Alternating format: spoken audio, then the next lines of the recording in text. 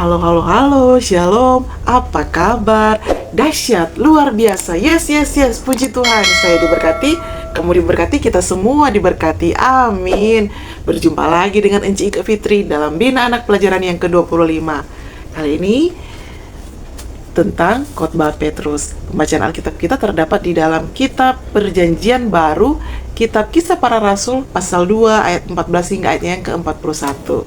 Adik-adik siapkan Alkitabnya, duduk yang manis, jangan ganggu-ganggu teman. Kita akan berdoa memohon pimpinan kuasa Roh Kudus Tuhan. Sebelumnya, kunci tangan, tutup mata, tunduk kepala, kita berdoa. Tuhan Yesus, sahabat anak-anak, kami mengucap syukur Tuhan untuk segala kebaikan Tuhan dalam kehidupan kami. Kami boleh ada sebagaimana kami ada semua karena anugerah-Mu. Saat ini kami mau belajar lagi tentang pribadi-Mu. Kami mohon urapan Roh Kudus turun bagi kami, sehingga apa yang kami pelajari kami boleh mengerti, terlebih kami boleh jadi pelaku firman. Urapi hamba-Mu Enci Ika Fitri akan menyampaikan, kiranya hanya seturut kehendak-Mu, dan di dalamnya hanya Engkau Tuhan yang dimuliakan. Ini doa kami sambil kami mohon ampun atas salah dosa kami. Dalam nama Tuhan Yesus kami berdoa. Haleluya. Amin. Nah, adik-adik, kita akan baca bersama-sama dalam Perjanjian Lama, kitab Kisah Para Rasul, pasal 2, ayat 14 sampai ayatnya yang ke-41. Nah, kita akan baca bersama-sama. Kita mulai dengan judul Khotbah Petrus. Maka bangkitlah Petrus berdiri dengan ke-11 rasul itu, dan dengan suara nyaring ia berkata kepada mereka, "Hai kamu, orang Yahudi, dan kamu semua yang tinggal di Yerusalem, ketahuilah dan camkanlah perkataanku ini. Orang-orang ini tidak mabuk seperti yang kamu sangka, karena hari baru pukul 9. Tetapi itulah yang difirmankan Allah dengan perantaraan Nabi Yoel. Akan terjadi pada hari-hari terakhir, demikianlah firman Allah, bahwa aku akan mencurahkan rohku ke atas semua manusia. Maka anak-anak laki-laki dan perempuan akan berdumbuat, dan teruna-terunamu akan mendapat penglihatan-penglihatan, dan orang-orangmu yang tua akan mendapat mimpi. Juga ke atas hamba-hambaku laki-laki dan perempuan akan kucurahkan rohku pada hari-hari itu, dan mereka akan bernubuat, dan aku akan mengadakan mujizat-mujizat di atas langit, dan tanda-tanda di bawah, di bumi, darah dan api dan gumpalan-gumpalan asap. Matahari akan berubah menjadi gelap gulita, dan bulan menjadi darah, sebelum datangnya hari Tuhan, hari yang besar dan mulia itu. Dan barang siapa yang berseru kepada nama Tuhan akan diselamatkan. Hai orang-orang Israel, dengarlah perkataan ini. Yang aku maksudkan ialah Yesus dari Nazaret, seorang yang telah ditentukan Allah dan yang dinyatakan kepadamu dengan kekuatan-kekuatan dan mujizat-mujizat dan tanda-tanda yang dilakukan oleh Allah dengan perantaraan Dia di tengah-tengah kamu. Seperti yang kamu tahu, Dia yang diserahkan Allah menurut maksud dan rencananya telah kamu salibkan dan kamu bunuh oleh tangan bangsa-bangsa durhaka. Tetapi Allah membangkitkan Dia dengan melepaskan Dia dari sengsara maut, karena tidak mungkin Ia tetap berada dalam kuasa maut itu. Sebab Daud berkata tentang Dia, "Aku senantiasa memandang kepada Tuhan, karena Ia berdiri di sebelah kananku. Aku tidak goyah, sebab itu hatiku bersuka cita dan jiwaku bersorak-sorak. Bahkan tubuhku akan diam dengan tentram, sebab Engkau tidak menyerahkan aku kepada dunia orang mati, dan tidak membiarkan orang kudus-Mu melihat kebinasaan. Engkau memberitahukan kepadaku jalan kehidupan. Engkau akan melimpahi aku dengan sukacita di hadapan-Mu. Saudara-saudara, aku boleh berkata-kata dengan terus terang kepadamu tentang Daud, bapa bangsa kita. Ia telah mati dan dikubur, dan kuburnya masih ada pada kita sampai hari ini. Tetapi ia adalah seorang nabi, dan ia tahu bahwa Allah telah berjanji kepadanya dengan mengangkat sumpah bahwa ia akan mendudukkan seorang dari keturunan Daud sendiri di atas tahtanya. Karena itu, ia telah melihat ke depan dan telah berbicara tentang kebangkitan Mesias, ketika ia mengatakan bahwa Dia tidak ditinggalkan di dalam dunia orang mati, dan bahwa dagingnya tidak mengalami kebinasaan. Yesus inilah yang dibangkitkan Allah, dan tentang hal itu kami semua adalah saksi. Dan sesudah Ia ditinggikan oleh tangan kanan Allah dan menerima Roh Kudus yang dijanjikan itu, maka dicurahkannya apa yang kamu lihat dan dengar di sini. Sebab bukan Daud yang naik ke surga. Malahan Daud sendiri berkata, Tuhan telah berfirman kepada Tuanku, duduklah di sebelah kananku sampai ku buat musuh-musuhmu menjadi tumpuan kakimu. Jadi seluruh kaum Israel harus tahu dengan pasti bahwa Allah telah membuat Yesus yang kamu salibkan itu menjadi Tuhan dan Kristus. Ketika mereka mendengar hal itu, hati mereka sangat terharu. Lalu mereka bertanya kepada Petrus dan rasul-rasul yang lain, apakah yang harus kami perbuat, saudara-saudara? Jawab Petrus kepada mereka, bertobatlah, dan hendaklah kamu masing-masing memberi dirimu dibaptis dalam nama Yesus Kristus untuk pengampunan dosamu. Maka kamu akan menerima karunia Roh Kudus, sebab bagi kamulah janji itu, dan bagi anak-anakmu dan bagi orang yang masih jauh, yaitu sebanyak yang akan dipanggil oleh Tuhan Allah kita. Dan dengan banyak perkataan lain lagi, ia memberi suatu kesaksian yang sungguh-sungguh, dan ia mengecam dan menasihati mereka, katanya, berilah dirimu diselamatkan dari angkatan yang jahat ini.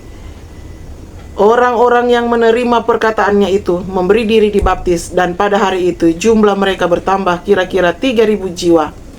Demikian pembacaan Alkitab kita kali ini. Yang berbahagia ialah mereka yang mau membaca, merenungkan firman Tuhan, dan yang mau melakukannya dalam kehidupan senantiasa. Ya, adik-adik, Enci Iko sapa dulu adik-adik yang ada di rumah. Apa kabar kalian semua? Enci Iko berdoa semoga semua ada dalam tubuh yang sehat ya. Pada hari ini kita kembali lagi belajar dalam Bina Anak pelajaran yang ke-25. Enci mau kasih ingat, jangan lupa nih adik-adik. Nah, saat Tuhan Yesus naik ke surga, pada saat itu ada pesan yang disampaikan Yesus Kristus sebelum ia naik ke surga.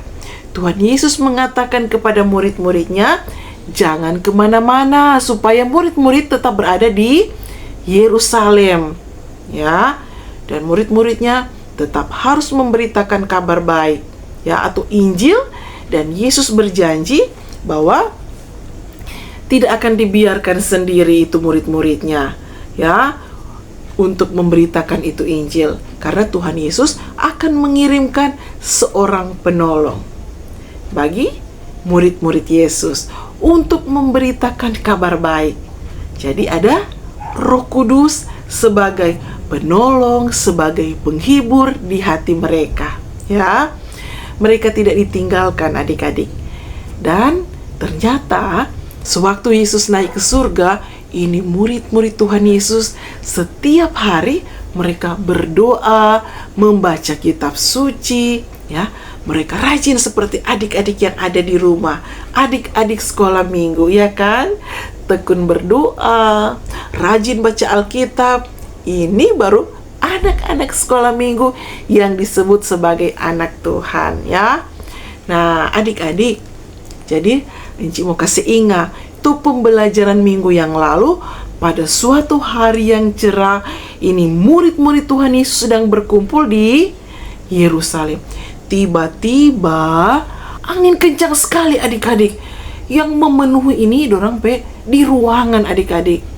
Kemudian tampaklah ada lidah-lidah api hinggap di setiap murid-murid Yesus. Jadi ada api yang hinggap di atas kepala mereka. Tetapi ada yang aneh adik-adik, rambut kepala mereka tidak terbakar atau tidak bau hangus, ya. Mereka semua dipenuhi dengan Roh Kudus, mulai berbicara dalam berbagai bahasa. Jadi mereka berbahasa yang berbeda-beda, tapi anehnya adalah mereka sama-sama mengerti itu bahasa yang mereka ucapkan. Misalkan adik-adik ya, kita kan ini orang Indonesia. Nah, sementara ada orang Arab di situ yang berbicara pakai bahasa Indonesia, ya. Jadi apa yang mereka ucapkan pasti orang paham, orang mengerti, ya. Meskipun banyak bahasa yang diucapkan, tetapi mereka saling mengerti satu sama lain.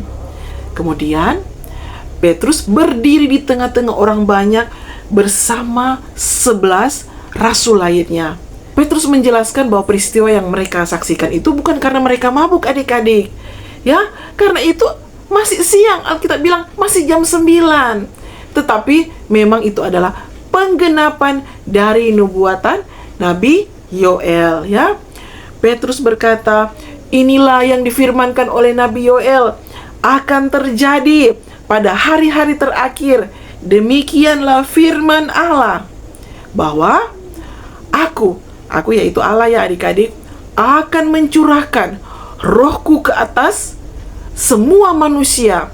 Maka anak-anakmu laki-laki dan perempuan akan bernubuat, ya. Dan teruna-terunamu akan mendapat penglihatan-penglihatan, dan orang-orangmu yang tua akan mendapat mimpi, ya. Nah, adik-adik, dan Petrus melanjutkan dia punya khotbah. Dia menceritakan tentang Yesus dari Nazaret.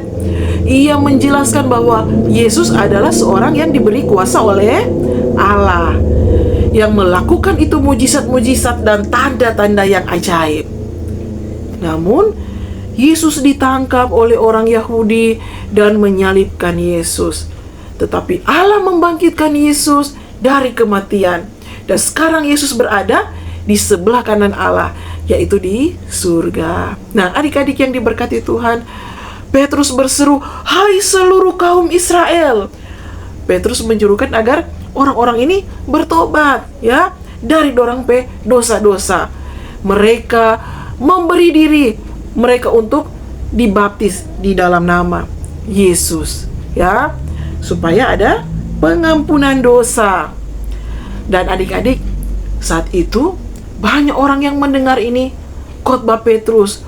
Mereka langsung dijamah oleh Roh Kudus. Berarti mereka membuka hati mereka, ya adik-adik. Mereka merasa terharu, ya. Mereka merasa bersalah atas dosa-dosa mereka. Begitu adik-adik pekerjaan Roh Kudus. Kalau sampai Roh Kudus bekerja, misalkan ya adik-adik berbohong, melakukan kesalahan, badusta pa mama deng papa, Roh Kudus akan bekerja. Roh Kudus akan jamah itu adik-adik hati. Akhirnya akan ada rasa menyesal. Tiba-tiba adik-adik semua menangis. Kau meminta ampun Pak Tuhan, kau bertobat, ya, mengaku salah pa mama deng papa. Ada rasa penyesalan. Seperti itu pekerjaan Roh Kudus, ya adik-adik. Lanjut, ya. Jadi saat mereka dengar ini Petrus berkhotbah, mereka terharu. Kong dorang bertanya Pak Petrus deng ini rasul-rasul, ya. Apa yang harus kami perbuat? Dan Petrus menjawab, bertobatlah dan hendak kamu masing-masing memberi dirimu dibaptis dalam nama Yesus Kristus untuk pengampunan dosa, ya. Maka kamu akan menerima itu karunia Roh Kudus. Dan pada hari itu juga, ya, sekitar 3.000 orang mereka percaya dan mereka dibaptis, ya. Dan mereka bertekun dalam pengajaran-pengajaran rasul, dalam persekutuan. Mereka hidup dalam kasih, sukacita, saling berbagi, saling membantu satu sama lain. Inilah awal dari gereja mula-mula, ya adik-adik. Nah, mereka dipenuhi dengan kuasa Roh Kudus dan kasih dari Tuhan, ya. Adik-adik, kita bisa melihat ternyata Petrus juga bisa tampil beda. Dia mau berkhotbah karena sudah dipimpin, sudah dipenuhi oleh Roh Kudus, ya. Nah, semua adalah pekerjaan dari Roh Kudus, ya. Bukan karena kuat dan gagahnya orang, tapi semua pekerjaan dari Roh Kudus. Seperti Enci Ike boleh menyampaikan, semua karena pimpinan kuasa Roh Kudus Tuhan, ya. Roh Kudus itu siapa? Roh Kudus itu adalah Allah yang tinggal di hati manusia. Roh Kudus itulah yang akan bekerja untuk mau kasih ingat itu anak-anak sekolah minggu dan semua umat percaya, ya. Kalian adik-adik juga kalau hidup benar takut akan Tuhan, Roh Kudus akan memberi kekuatan kepada kalian. Roh Kudus akan menolong memampukan adik-adik untuk menjadi seperti yang Tuhan rancangkan bagi adik-adik, ya. Luar biasa itu pekerjaan Roh Kudus. Bayangkan pada saat itu ribuan orang merasa sangat tersentuh oleh kata-kata, oleh khotbah Petrus. Mereka merasa seolah-olah hati mereka dipenuhi oleh kasih Tuhan. Mereka ingin memulai hidup yang baru. Mereka ingin mengikut Yesus dan menerima pengampunan dari Tuhan. Nah, adik-adik, Roh Kudus akan hidup dalam hati kalian, memberi kalian kekuatan untuk hidup dengan cara yang benar, dan membantu kalian melakukan hal-hal yang menyenangkan hati Tuhan. Wow, luar biasa. Ya, mereka mau bertobat, tidak hanya di mulut saja ya adik-adik, tidak cuma dengan kata-kata, tapi memang benar-benar mereka berbalik, ya, mulai hidup baru. Jadi ingat ya adik-adik, Roh Kudus adalah hadiah dari Allah bagi orang yang percaya kepada Yesus. Ya, kita bersyukur karena ada Roh Kudus adik-adik yang akan menolong kita, yang menghibur kita, sehingga kita tidak sendiri, tetapi ada Roh Kudus di dalam hati kita. Dan apa itu bertobat? Bertobat berarti kita menyesali orang dosa-dosa, kita berbalik dari jalan yang salah dan hidup baru, ya. Apa itu baptisan, Enci? Baptisan adalah tanda bahwa kita percaya kepada Yesus dan ingin mengikuti Dia. Ya, dengan percaya kepada Yesus, kita akan menerima itu pengampunan dosa dan hidup yang kekal. Adik-adik, Roh Kudus akan menolong kita untuk menjadi saksi bagi Yesus di dunia ini. Jangan takut ya adik-adik, kalau mau suruh berdoa, maju, karena ada Roh Kudus, ya. Dengan demikian, terpujilah Yesus firman yang hidup. Amin. Ayat hafalan kita terdapat di dalam Kisah Para Rasul pasal 2 ayatnya yang ke-38. Jawab Petrus kepada mereka, bertobatlah dan hendaklah kamu masing-masing memberi dirimu dibaptis dalam nama Yesus Kristus untuk pengampunan dosamu, maka kamu akan menerima karunia Roh Kudus. Nah, demikian pembelajaran kita kali ini. Kita akan akhiri dengan berdoa, mengucap syukur, kunci tangan, tutup mata, tunduk kepala, kita berdoa. Tuhan Yesus, sahabat anak-anak, terima kasih. Kami bersyukur kami boleh belajar lagi tentang pribadi-Mu. Terima kasih Tuhan untuk karya keselamatan-Mu. Terima kasih untuk Roh Kudus-Mu.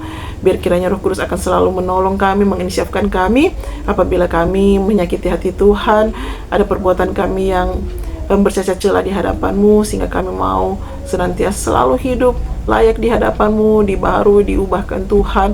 Kami hidup menyenangkan hati Tuhan, sehingga perintah amanah agung untuk memberitakan Injil, berita kabar baik tentang Yesus Kristus, kami boleh lakukan karena ada Roh Kudus yang menuntun, menolong, dan memampukan kami.